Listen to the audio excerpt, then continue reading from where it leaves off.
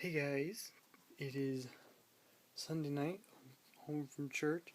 You guys probably wondering what I'm doing home, why I didn't get my blog up earlier. Yesterday, before I started work, um, I had signed up to be canceled today because we didn't have very many patients. And my supervisor was there and she was talking to me about it and she goes, "Oh, what are you trying to do, get canceled?" And I said, "Yeah."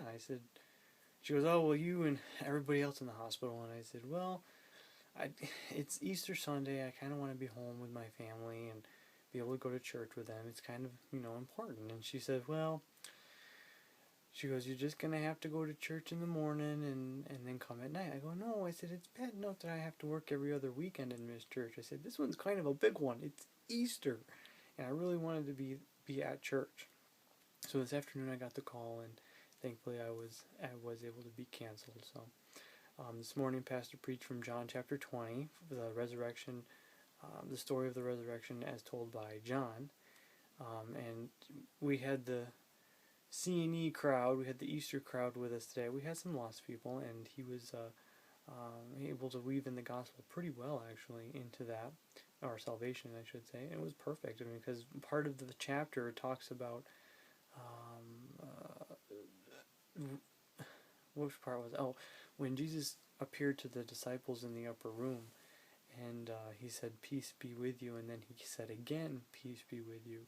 And Pastor said that he believes that the reason why he said, "Peace be with you" twice was because there's two different kinds of peace that Jesus offers. There's the peace with God, which is salvation, and the peace of God, which is something that we can have as Christians on a daily basis.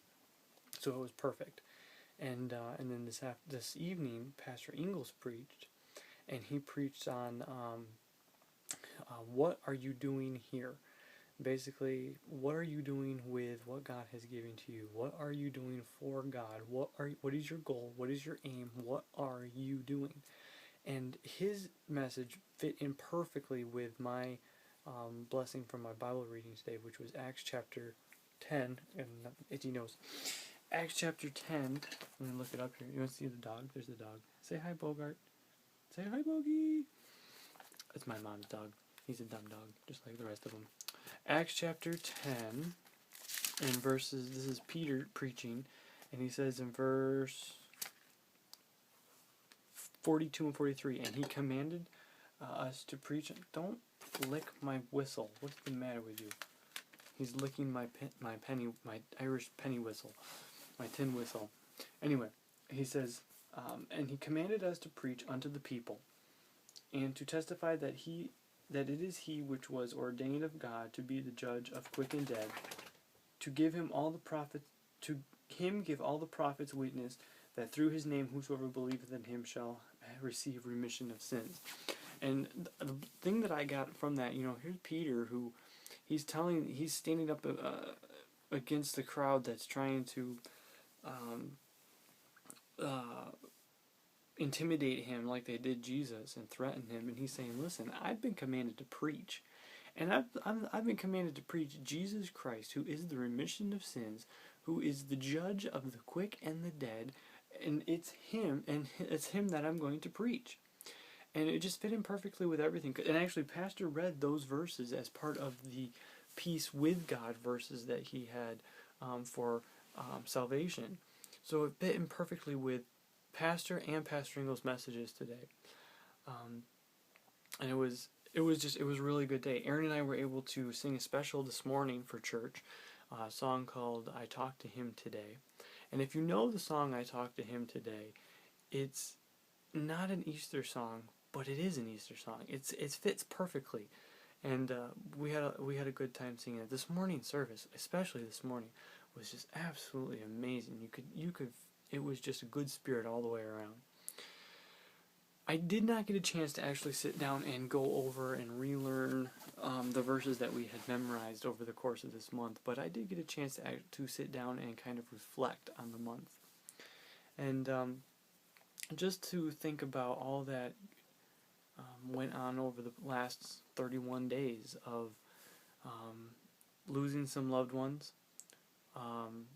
of seeing God work amazingly at our Men's Beast Feast, realizing how fragile life is, getting discouraged about some things, but then getting encouraged, and seeing how real the battle with Satan is, and how real the devil is, and this war that we're in, how real it is. And I told you guys this the other day when we read, I don't remember if it was Wednesday or Thursday, but in Proverbs 27 it says, iron sharpeneth iron.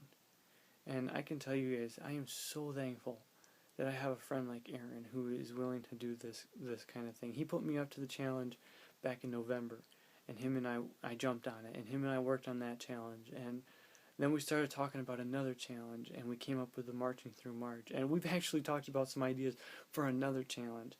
And we do this so that we can get closer to God, so that we can learn some new things. We're actively and on purpose looking to get blessings from our Bible reading. We're looking to be a blessing. We're looking to spread the gospel, whatever it may be, and witnessing to someone and passing a tract, whatever it may be. I'm just so thankful that I have a godly friend that I can go to, and he can keep me accountable for this challenge. And it's just such a blessing.